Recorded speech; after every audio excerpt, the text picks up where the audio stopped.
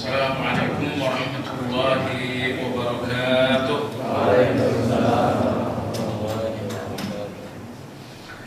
Alhamdulillah,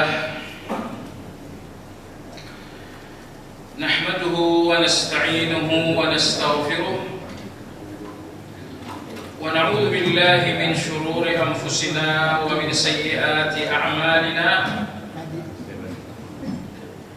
Man yahdihillahu fala mudilla lahu wa man yudlil fala hadiya lahu. Wa ashhadu an la ilaha illallah wahdahu la sharika lahu wa ashhadu anna Muhammadan 'abduhu wa rasuluhu la nabiyya ba'dahu.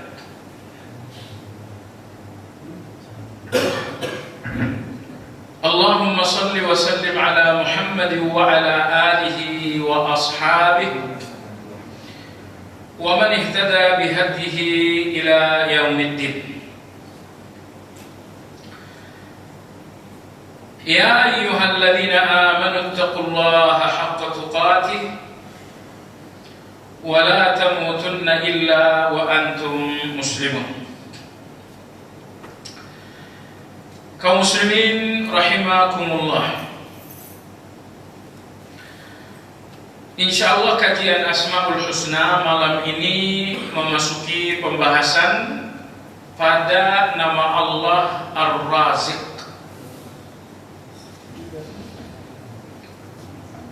Ar-Raziq artinya yang maha memberi rezeki.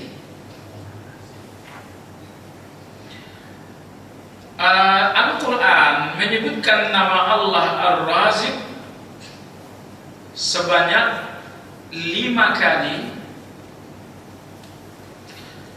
semuanya dengan penggandengan khair, khairur raziqin. Adapun kata Ar-Raziq hanya dengan satu kata, tidak ada dalam Al-Quran. Jadi 5 kali Ar-Raziq, semuanya dalam bentuk jamak dengan penggandengan kata khair. Khairul raziqin sebanyak 5 kali. Nah, adapun ar-raziq dengan satu kata saja tanpa digandengkan dengan khair, adanya di dalam hadis. Sekali waktu naiklah harga-harga di Madinah, dan itu cukup menyulitkan bagi orang-orang di bawah ekonomi, ya orang-orang yang berekonomi di bawah. Sehingga muncullah permintaan kepada Nabi alaihi salatu wassalam agar beliau membatasi harga-harga pasar. Kemudian Nabi kita menjawab permintaan itu, beliau bersabda, Innallaha huwal musa'ir al-qabidul basitur raziq. Kata Nabi sallallahu alaihi wasallam, sesungguhnya Allah dialah yang maha menetapkan harga-harga, dialah yang menyempitkan rezeki, dan dia pula yang melapangkan rezeki. Ar-Raziq, dan dia pula yang maha memberi rezeki. Yang artinya Nabi kita tidak mau mengintervensi pasar untuk membatasi harga-harga.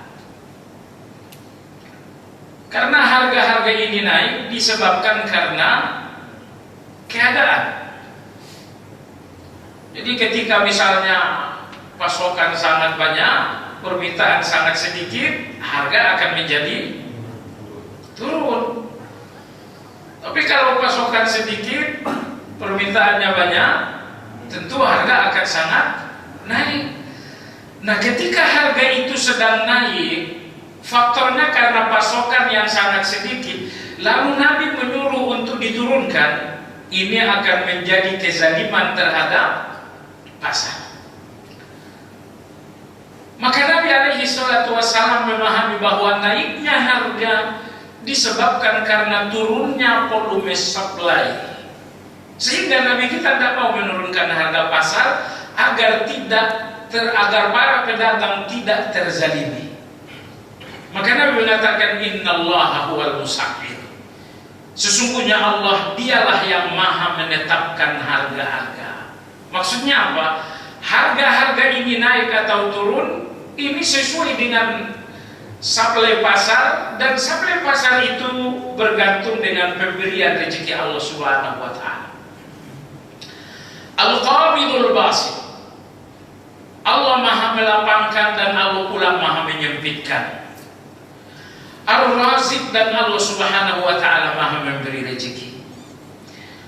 Jadi walaupun harga-harga ini naik dan ini akan menjadi kesulitan bagi ekonomi lemah, namun Nabi berkata Ar-Razik, Allah maha memberi rezeki. Inilah hadis Nabi alaihi salatu wassalam yang menyebutkan nama Allah Ar-Razik. Kalau dalam Al-Quran hanya disebutkan dalam bentuk jamak dan penggandengan, yaitu Khairur Razikin. Jemaah sekalian, Khairur Razikin dalam Al-Quran tadi sebanyak 5 kali. Pertama kali Khairur Razikin Allah sebutkan pada ayat 114 dalam surat Al-Ma'idah. Ayat 114 ini tidak bisa dipisah dari ayat 113 dan 112. Pada ayat 112, orang-orang Nasrani berkata kepada Nabi Isa, mereka adalah Al-Hawariyun. Jadi kalau orang terbaiknya Nabi kita dinamakan sahabat, orang-orang terbaiknya Nabi Isa dinamakan dengan Hawariyun. Tetapi orang-orang terbaiknya Nabi kita sangat berbeda jauh dengan orang-orang terbaiknya Nabi Isa. Perhatikan ayat 112, ini ucapan Hawariyun kepada Nabi Isa. Idh qala al-hawariyuna ya Isa ibn Maryam. Ingatlah ketika Hawariyun berkata, wahai Isa bin Maryam. Teguran seperti ini tidak pernah dari sahabat kepada Nabi. Ya Muhammad, tidak pernah.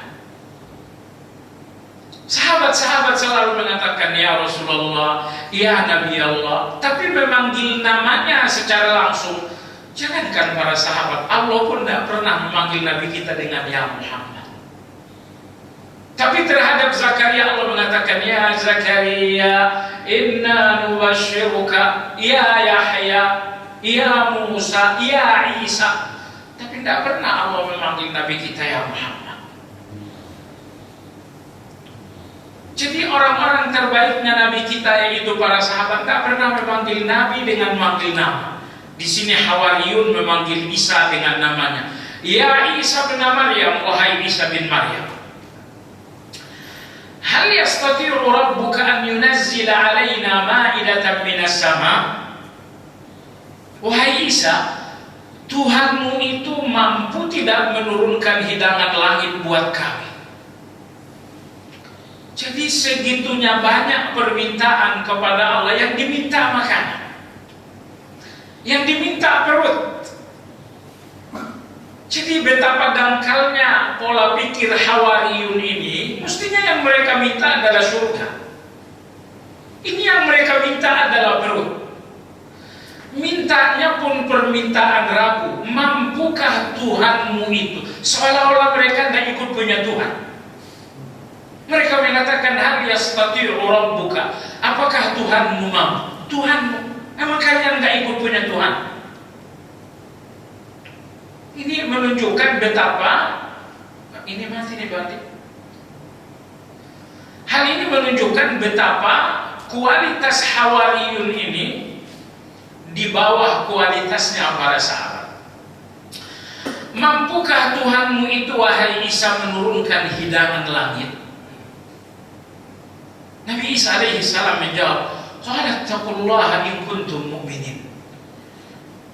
Takutlah kalian kepada Allah kalau kalian orang-orang yang beriman. Pertanyaan ini menunjukkan keraguan-raguan kalian bertuhan.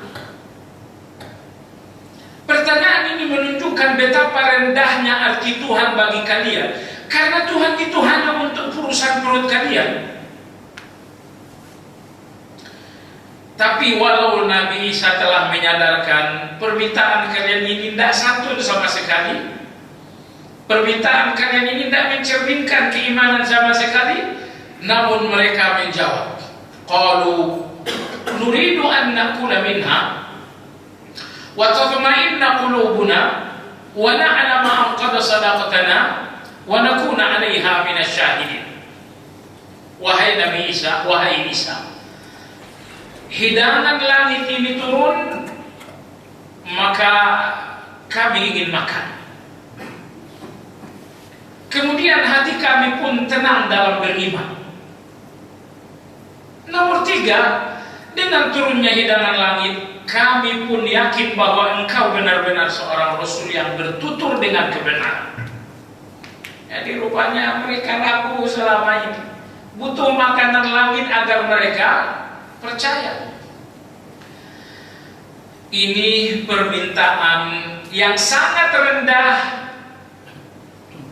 Nomor 2, permintaan ini pun keraguan-raguan bertuhan. Tapi inilah orang-orang terbaik Nabi Isa, maka permintaan ini pun disampaikan juga. Cuman karena permintaan ini tadi 2 macam. Pertama, permintaan yang rendah.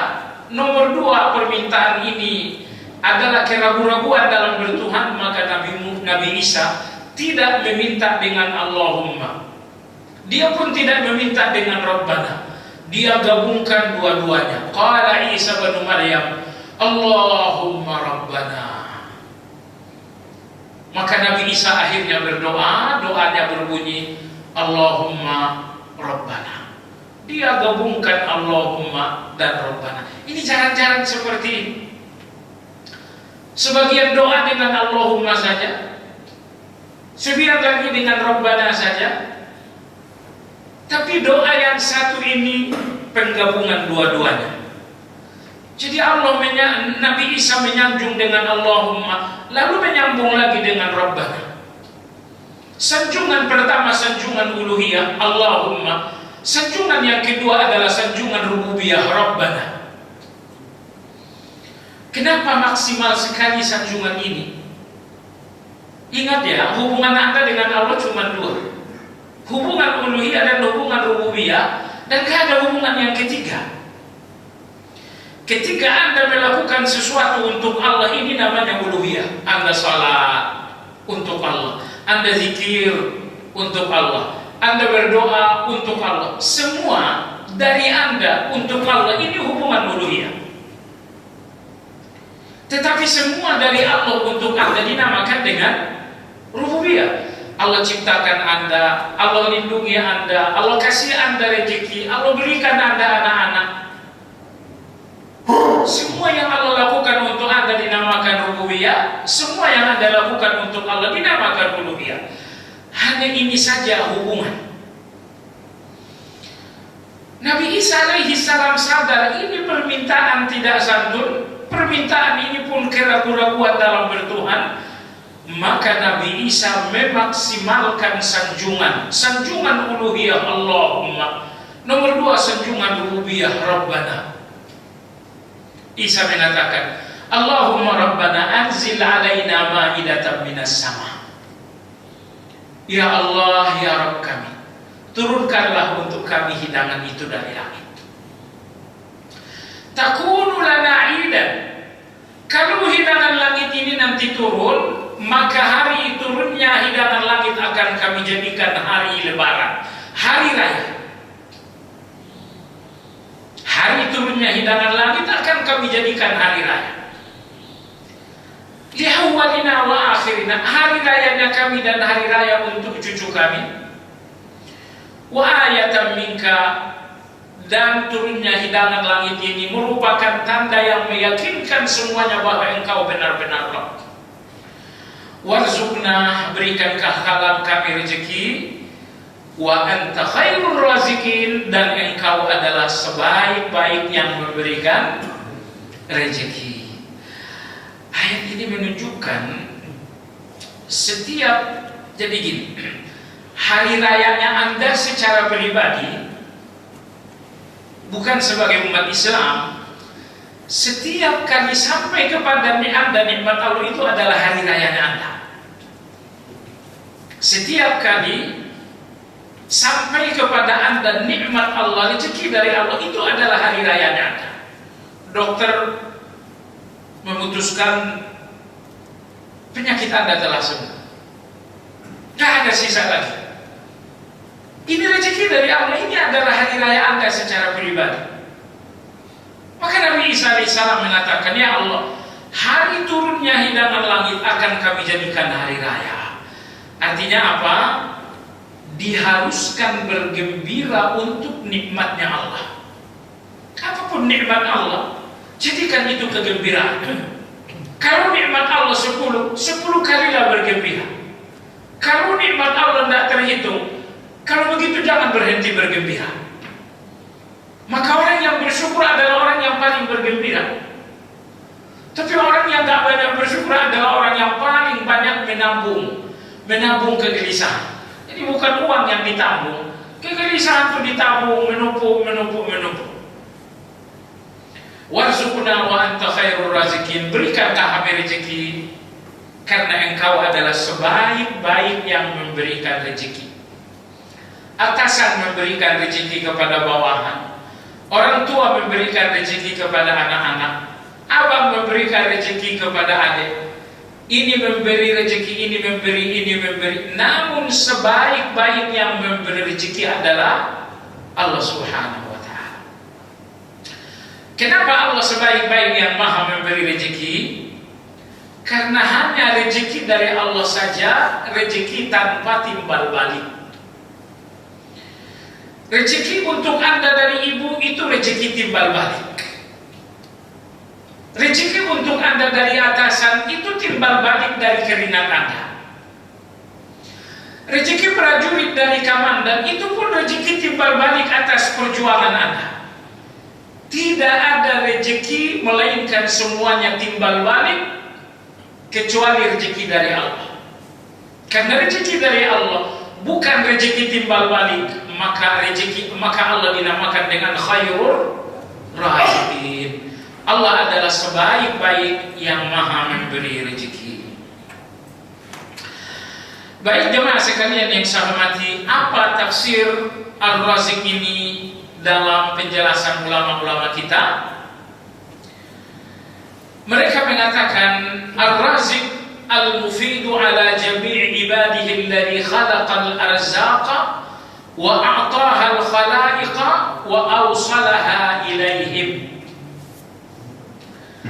Jadi Allah Subhanahu wa ta'ala yang maha melimpahkan rezeki kepada seluruh ciptaannya. Jadi Allah maha melimpahkan rezeki, yang artinya rezeki itu tidak satu, tidak dua, melimpah.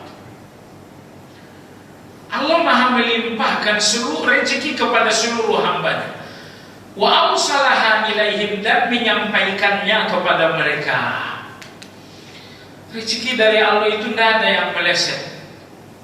Anda sudah lihat rudal-rudal itu, jarak 2000 km tidak meleset. Giliran bansos dan jarak 3 km aja meleset. Giliran bansos jalan 3 km meleset itu. Tapi rezeki dari Allah itu tidak ada melesetnya sama sekali. Allah berfirman dalam Al-Quran, وَمَا مِنْ دَابَّةٍ فِي الْأَرْضِ إِلَّا عَلَى اللَّهِ رِزْقُهَا. Tidak ada yang melata dan tidak ada yang hidup melainkan rezekinya adalah tanggung jawab Allah. Jauh sebelum kelahiran Anda, hitung-hitungan rezeki Anda sudah selesai. Jadi hidup ini tidak perlu lagi menjadi kekhawatiran yang berlebihan. Semuanya sudah selesai. Sekuat-kuatnya Anda nak nyari rezeki, nggak akan membuat catatan itu lebih banyak. Selemah-lemahnya Anda nyari rezeki, tidak membuat catatan itu menjadi berkurang.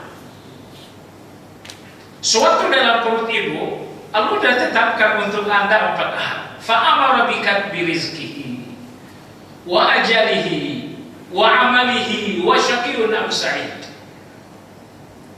4 bulan berlalu dalam rahim ibu, Allah perintahkan malaikat untuk mencatat takdir mu'allaq. Takdir Anda ada 2. Ada takdir yang tak berubah, itu dicatat 50.000 tahun sebelum langit dan bumi diciptakan. Itu gak akan berubah sama sekali. Lalu takdir yang kedua, takdir mu'allaq, takdir yang bisa berubah. Dan takdir yang bisa berubah ini dicatat sewaktu masing-masing kita berada di dalam rahim ibu. Takdir yang berubah ini ada 4 macam.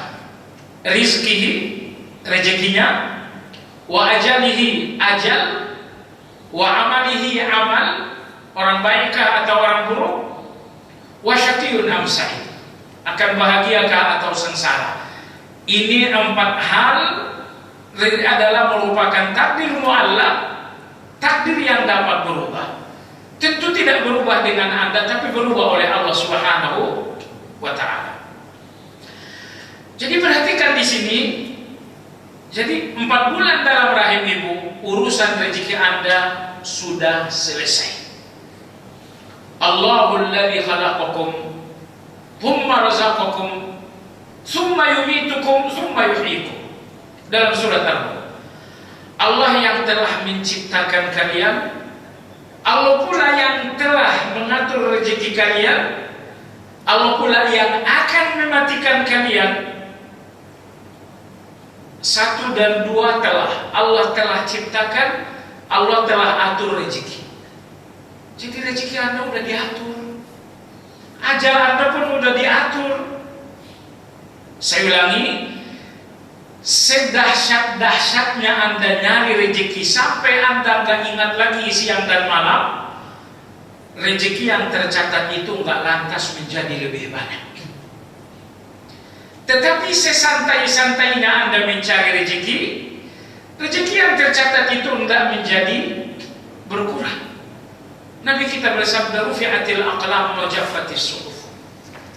Pena pencatat telah diangkat, catatan pun telah kering. Baiklah jemaah sekalian yang saya hormati, lalu rezeki ini ada 2 macam. Rezeki ini ada 2 macam. Yang pertama adalah rezeki yang bersifat umum. Nomor 2 adalah rezeki yang bersifat khusus. Ada rezeki biasa, ada rezeki spesial. Rezeki biasa adalah rezeki yang Allah berikan kepada manusia, kepada binatang. Anda hidup, itu rezeki Allah berikan kepada orang beriman, kepada orang yang akan beriman, bahkan kepada binatang sekalipun Allah berikan rezeki yang bernama hidup. Makan dan minum, rezeki yang Allah berikan kepada orang beriman, kepada orang tak beriman, kepada binatang, kepada tumbuhan. Kemudian soal lawan jenis, soal tempat tinggal, ini semuanya adalah rezeki biasa. Ini semuanya rezeki biasa. Tetapi jemaah sekalian, ada rezeki luar biasa, rezeki khusus, rezeki istimewa, rezeki spesial. Rezeki spesial ini adalah rezeki yang hanya berhubungan dengan keimanan.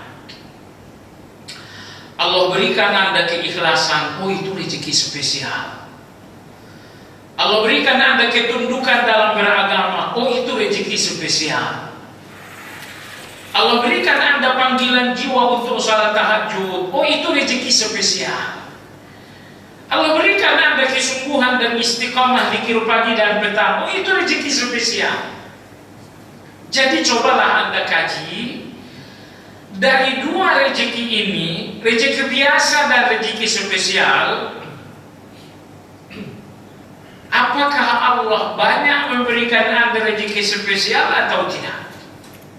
Karena khawatir jamaah sekalian, Allah abaikan Anda dalam rezeki yang spesial.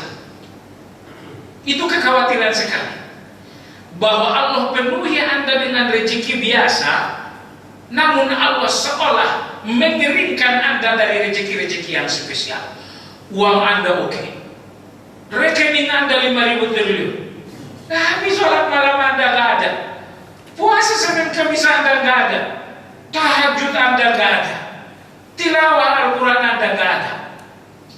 Jamaah sekalian yang saya hormati, sebanyak-banyaknya rezeki yang biasa itu nggak akan menjadi pintu surga bagi Anda. Karena pintu surga Anda yang sesungguhnya adalah rezeki yang spesial tadi. Ketika Allah spesialkan Anda tengah malam, satu komplek tertidur, ternyata Allah bangunkan Anda untuk tahajud. Ya Allah, Allah berikan Anda tahajud itu. Ini rezeki untuk hati Anda. Tapi ini juga pertanda bahwa jalan surga Anda telah terbuka. Semua orang lagi dalam sholat wajib, ternyata Allah berikan Anda panggilan jiwa untuk melakukan sholat wajib secara sempurna. Sempurna di awal waktu, sempurna karena berjamaah, sempurna rukun dan syaratnya. Jadi jamaah sekalian, tolong hal ini agar Anda evaluasi. Apakah Allah lebih banyak memberikan Anda rezeki yang reguler, yang biasa-biasa aja, seperti rezekinya burung-burung, seperti rezekinya orang-orang gak beriman? Itukah rezeki yang memenuhi kehidupan Anda?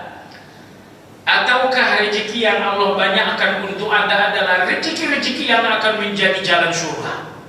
Ini evaluasi Anda. Anda perlu menangis ya. Kalau Anda hadir dalam rezeki duniawi, tapi Anda nggak hadir dalam rezeki ukhrawi. Ketika hari ini adalah berbagian proyek, Anda hadir, tapi ketika ini adalah salat jamaah, Anda nggak hadir. Oh, itu air mata jamaah sekalian yang saya hormati. Ketidakhadiran Anda di dalam taufik, ini tanda kehancuran, ini tanda malapetaka. Ingat ya, Allah berikan Anda dunia, tapi Allah nggak berikan Anda agama dan akhirat. Dunia ini akan menjadi malapetaka, akan menjadi kehancuran Anda. Tidak bahagia orang dengan sebanyak dunia yang dimiliki, sampai ia benar-benar beriman kepada Allah Azza wa Jalla. Maka oleh sebab itu jamaah sekalian yang saya hormati, kalau kesungguhan Anda soal rezeki hanya untuk makannya, minumnya, lawan jenisnya, mohon maaf, kita belum beda jauh dengan burung dan binatang-binatang. Binatang-binatang itu ikhtiar rezeki mereka adalah rezeki untuk perut, rezeki untuk minum, rezeki untuk tempat tinggal, rezeki untuk lawan jenis. Ini hajatnya binatang-binatang. Kita tidak boleh berhenti sampai di sana. Tapi hidup kita lebih dari segala kehidupan, karena Allah telah memberikan kita keimanan. Maka jamaah sekalian yang saya hormati, kalau Anda sudah sungguh-sungguh untuk rezeki duniawi, bagus, silakan saja. Yang penting jalan yang Anda tempuh adalah jalan yang terhormat. Tapi ingat ya, Anda tidak boleh kalah sungguh-sungguh mencari rezeki untuk kehidupan akhirat. Sungguh-sungguh Anda untuk nyari uang, ini hanya untuk sebatas usia, dan itu akan berakhir beberapa saat lagi. Kenapa Anda sungguh-sungguh cari akhirat, padahal itu untuk kehidupan yang tiada berakhir di dalam jannah, di dalam surga insyaallah ta'ala. Baik jamaah sekalian, jadi Allah khairul razikin, ya, Allah berikan rezeki biasa, dan Allah pun memiliki rezeki yang spesial. Ambil rezeki yang biasa-biasa aja, tapi ambil rezeki yang spesial dengan cara terluar biasa yang bisa Anda lakukan. Baiklah jemaah sekalian yang saya hormati, rezeki itu tidak hanya berupa benda. Nabi kita Shallallahu Alaihi Wasallam ketika beliau sering sekali nostalgiakan Khadijah. Khadijah ini adalah wanita pertama mendampingi kehidupan Nabi Shallallahu Alaihi Wasallam. Kehilangan Khadijah mengakibatkan tahun kehilangan Khadijah digelari dengan tahun duka cita. Jadi betapa Nabi kita gelisah sekali atas kematian Khadijah. Betapa Nabi kita sangat setia dengan Khadijah ini, sehingga di Madinah setelah Nabi kita menikah dengan Aisyah, menikah dengan yang lain-lain, Khadijah tidak hilang dari hati Nabi Shallallahu Alaihi Wasallam. Apa yang terjadi? Setiap kali Nabi Alaihi Wasallam menyembelih kambing, ada masakan istimewa, pasti ada bagian-bagian tertentu yang harus dikirimkan ke rumah teman-temannya Khadijah. Hari ini misalnya ada masakan istimewa, pasti Nabi mengatakan, Aisyah, siapkan 2 bingkisan untuk temannya Khadijah. Besok ada sembelihan kambing, Nabi pasti mengatakan, Aisyah, sisihkan 3 bingkisan untuk temannya Khadijah.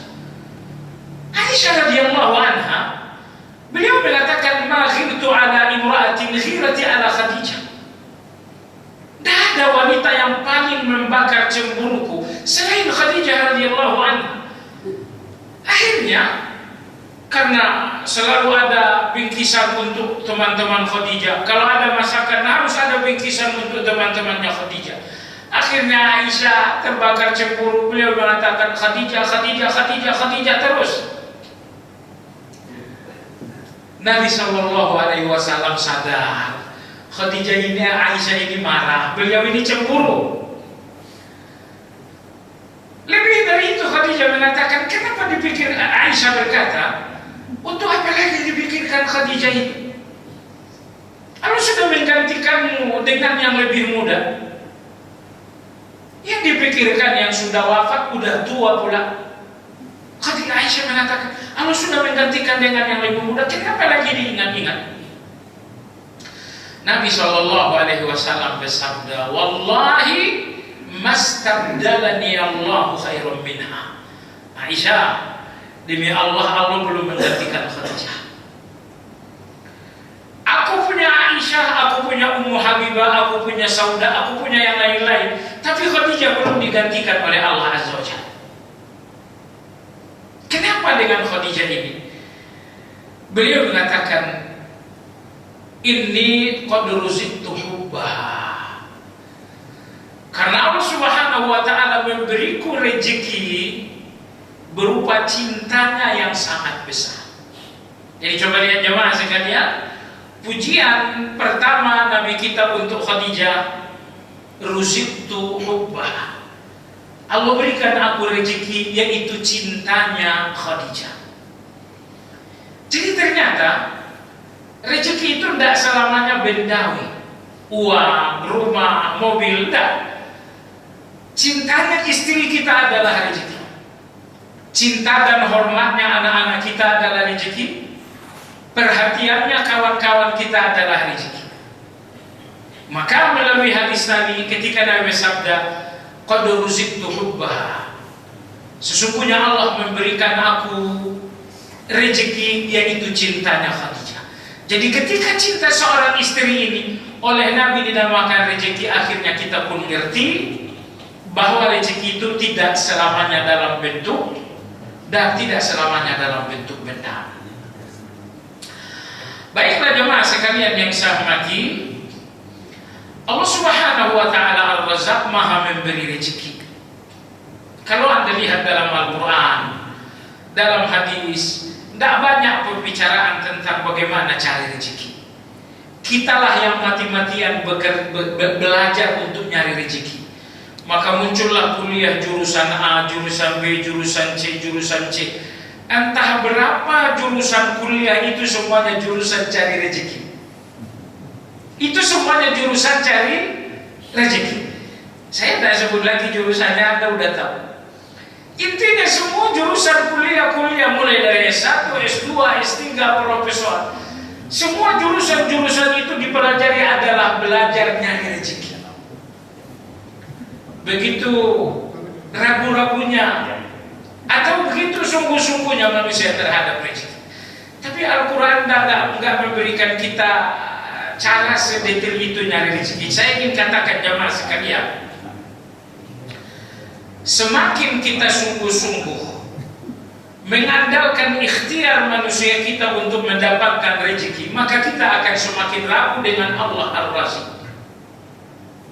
Sekali lagi, semakin ikhtiar manusia ini diandalkan untuk rezeki, maka Anda akan semakin ragu bahwa Allah Subhanahu wa taala khairur raziqin.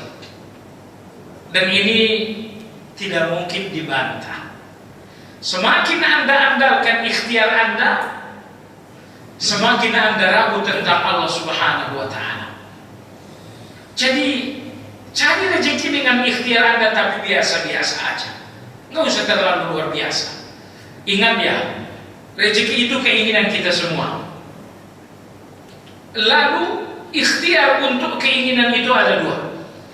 Ikhtiar manusiawi atau ikhtiar yang akli. Nomor dua adalah ikhtiar yang syar'i. Ikhtiar yang saya ingin uang, saya berdagang. Dagangnya saya untuk dapat uang, ini namanya ikhtiar yang akli, ikhtiar yang logis.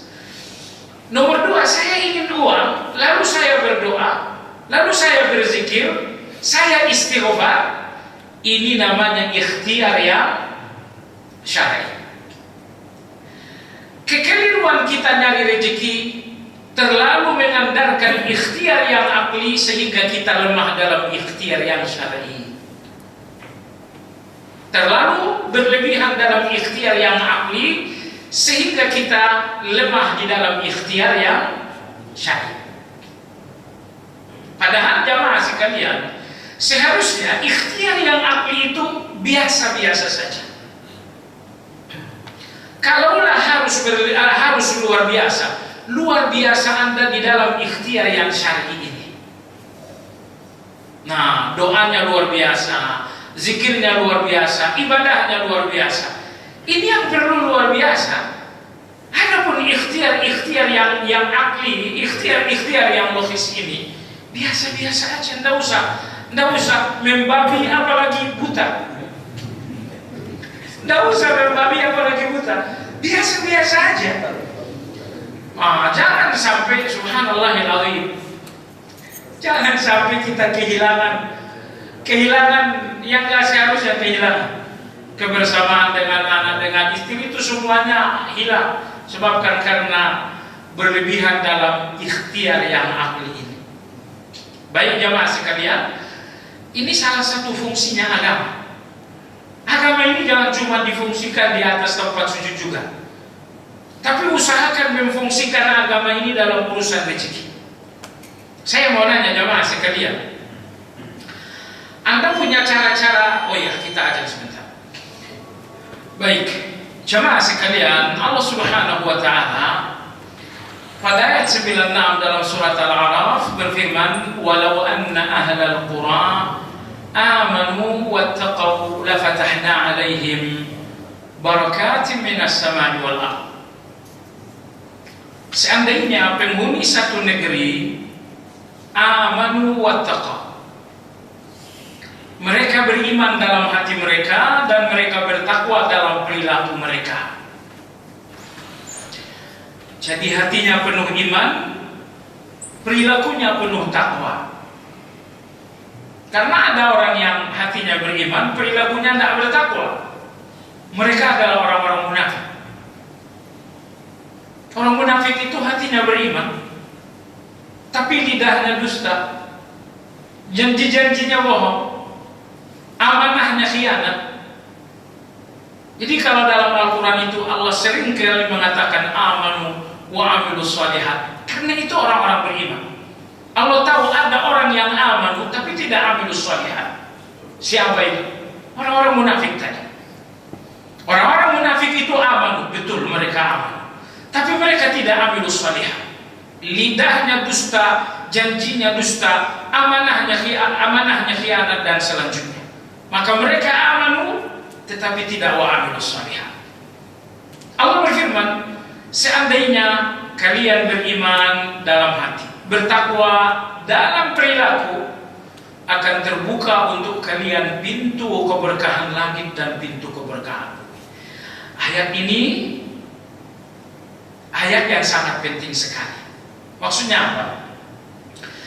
ikhtiar logis itu bahwa Anda berbisnis, bahwa Anda menjadi seorang profesional, itu semuanya hanya menghasilkan rezeki, tapi tidak menghasilkan berkah. Dengan bisnis, untunglah Anda 1 bulannya 50 miliar. Betul? Ikhtiar yang logis itu menghasilkan rezeki, tapi tidak menghasilkan berkah. Berkah itu tidak diperoleh dengan ikhtiar yang logis tadi. Tapi ketika kemudian Anda beriman dan bertakwa, maka turunlah berkah. Berkah, ya, Allah turunkan berkah untuk semua yang Anda miliki. Karena Anda beriman dan bertakwa, turunlah berkah untuk hasil pekerjaan, turunlah berkah untuk anak-anak, turunlah berkah untuk istri, turunlah berkah untuk rumah tangga. Kurangnya berkah pada rezeki, pada anak-anak, pada istri, pada rumah tangga, hilangnya berkah, kurangnya berkah karena Anda sudah berkurang dalam hal iman dan takwa. Jadi kalau angka rezeki itu, itulah hasil kerja kita, itulah keringat kita, angkanya rezeki itu. Tapi berkahnya rezeki itu ternyata itu bukan keringat. Berkahnya rezeki itu ternyata itu bukan pendidikan. Berkahnya rezeki itu murni karena Anda beriman dan karena Anda bertakwa.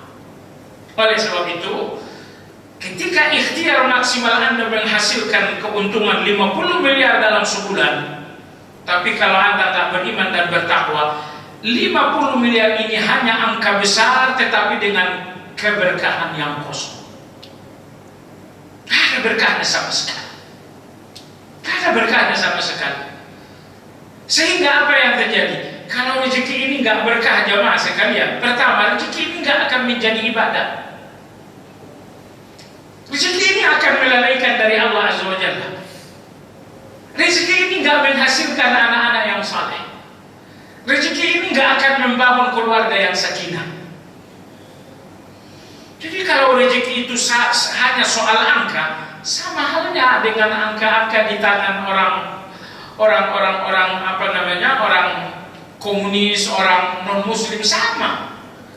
Yang membedakan rezeki Anda dengan rezeki orang yang beriman, bahwa rezeki Anda memiliki berkah, rezeki mereka nggak ada berkahnya.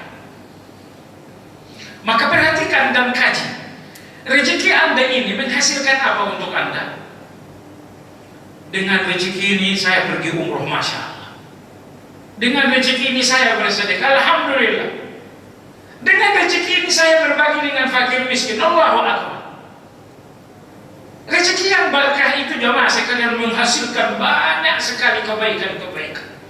Tapi kalau rezeki yang gak berkah, hasilnya cuma memperkaya diri aja. Oh, nah, rezeki yang gak berkah itu hanya untuk memperkaya diri sendiri. Rezeki yang gak berkah itu hanya untuk rumah makin mewah, hanya untuk kendaraan makin mewah. Rezeki yang gak berkah itu tidak menghasilkan ibadah, nggak akan membuahkan sedekah, nggak akan menghasilkan kebaikan-kebaikan yang lain.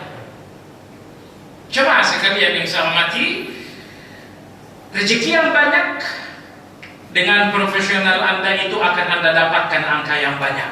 Tapi kalau Anda inginkan berkah, berkah itu hanya apabila Anda beriman dan bertakwa. Oleh sebab itu, iman Anda dan takwa Anda tidak boleh tergadaikan dengan ikhtiar nyari-nyari rezeki tadi. Jadi betapapun Anda sedang sibuk urusan rezeki, ingat, iman dan takwa Anda tidak boleh tergadaikan. Iman dan takwa yang Anda gadaikan karena sibuk dengan urusan rezeki, dampaknya akan Anda dapatkan rezeki, tapi tidak akan ada berkahnya. Gak akan ada berkahnya sama sekali. Ini gak akan menghasilkan anak-anak yang saleh. Ini gak akan menghasilkan keluarga yang sakinah. Ini tidak menghasilkan hati yang bersih. Baik jamaah sekalian yang saya hormati,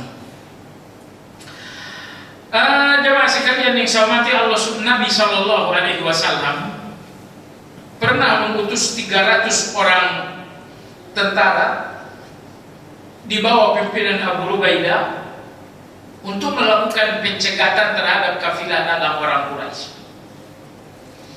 Orang Quraisy seperti Anda tahu, mereka mengambil alih kekayaan para sahabat di Mekah.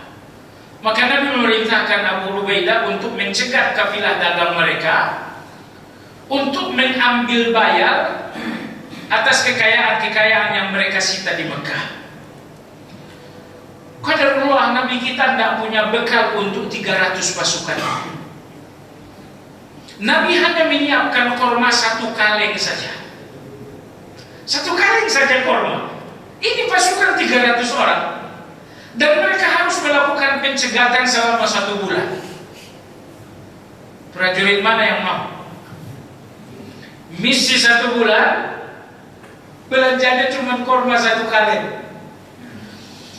Apa yang dilakukan Abu Ubaidah radhiyallahu anhu?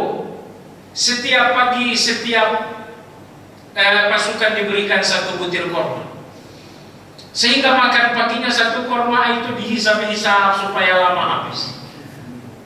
Nanti siang masing-masing diberikan lagi 1 butir, nanti malam diberikan lagi 1 butir.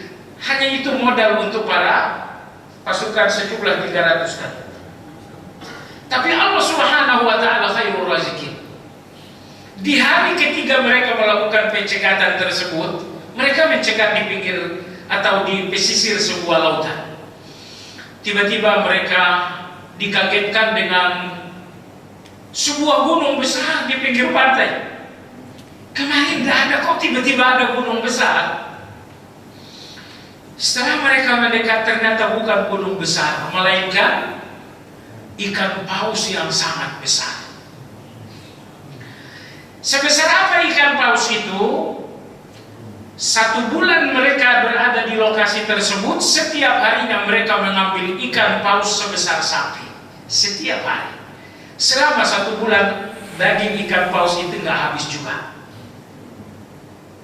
Jadi itu bisa bayangkan, itu 1 hari daging ikan paus mereka potong sebanyak sebesar 1 ekor sapi, karena pasukan 300. Tapi 1 bulan ternyata tidak habis juga. Akhirnya komandan Abu Ubaidah menyuruh 13 orang tentara, coba kalian duduk di mata ikan paus ini. Ternyata mata ikan paus ini terpenuhi dengan 13 orang pasukan. Bukan 2-3 orang, enggak. Setelah 13 orang pasukan duduk di mata ikan paus baru penuh. Anda bisa bayangkan itu betapa besarnya ikan paus tersebut. Akhirnya selesai misi pencegatan. Selama 1 bulan 300 pasukan ini balik lagi ke kota Madinah. Semua orang-orang Madinah kaget. Ini pasukan kembali, berat badannya semuanya nambah, semuanya tambah gemuk, semuanya tambah gendut. Celana-celana harus dibesarin, gamis-gamis harus dibesarin. Mereka mengatakan, ya Rasulullah, kejidaannya begitu, begini dan begitu. Nabi SAW, huwa rizqun akhrajahu lakum fahal ma'akum min lahmihi syai'an. Kata Nabi SAW, ikan itu adalah rezeki yang sengaja Allah keluarkan dari langit untuk dari lautan untuk kalian. Jadi 1 hari 2 hari mereka masih bertahan dengan rezeki apa tadi? Korma.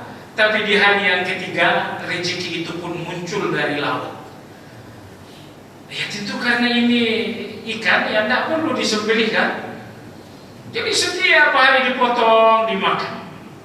Kata Nabi, itu adalah rezeki yang Allah keluarkan untuk kalian dari lautan. Apakah ada yang sisa dari dagingnya biar saya ikut makan? Nabi berpura-pura meminta untuk memantapkan hati sebagian sahabat, karena mereka berpikir ini kan bangkai, ini lebih besar daripada sapi, kok nggak ada sembelihannya. Ada sebagian sahabat yang masih ragu-ragu walaupun sudah dimakan. Untuk menghilangkan keraguan-raguan tadi, Nabi bertanya, masih ada sisa nggak? Saya ingin nyobain. Nabi cuma pura-pura aja minta. Nabi pura-pura meminta, ingin nyobain, agar sahabat yang tadinya ragu-ragu menjadi mantap. Baik jamaah sekalian yang saya hormati, yang terakhir Nabi kita SAW bersabda, inna nafsan lan tamuta hatta tastawfi rizqaha. kalian semua tidak akan ada yang wafat sebelum mengambil sempurna jatah rezeki kalian dari Allah. Kalau rezeki masih ada, usia Anda gak akan habis, usia Anda gak akan berhenti. Tapi saatnya usia rezeki Anda habis, ya sudah, usia Anda pun akan ditutup oleh Allah Azza wa Jalla. Fattaqullaha wa ajmilu fit talab. Maka bertakwalah kalian kepada Allah dan carilah rezeki kalian dengan cara yang indah. Bertakwalah kepada Allah dan carilah rezeki kalian dengan cara yang indah. Indah artinya apa? Nabi bersabda, khudhu ma halla wa da'u ma harram. Kata Nabi, ambillah rezeki kalian yang halal, tinggalkan yang haram. Jamaah sekalian yang saya hormati, sekiranya semua orang Islam ini yakin bahwa Allah khairur razikin, sebaik-baik yang maha memberi rezeki, dan mungkin ada orang Islam ini yang mengambil rezeki dengan cara yang haram, mengambil rezeki dengan cara korupsi, mengambil rezeki dengan cara manipulasi, mengambil rezeki dengan berbagai cara-cara haram. Semua cara-cara haram ini tidak perlu terjadi kalau setiap muslim sadar dan beriman bahwa Allah khairur razikin, bahwa Allah adalah sebaik-baik yang maha memberi rezeki. Wallahu ta'ala alam. Demikian kajian kita sudahi dengan zikir kafaratul majlis. Subhanakallahumma wa bihamdika asyhadu an la ilaha illa anta astaghfiruka wa atubu ilaik. Alhamdulillahi rabbil alamin. Assalamualaikum warahmatullahi wabarakatuh.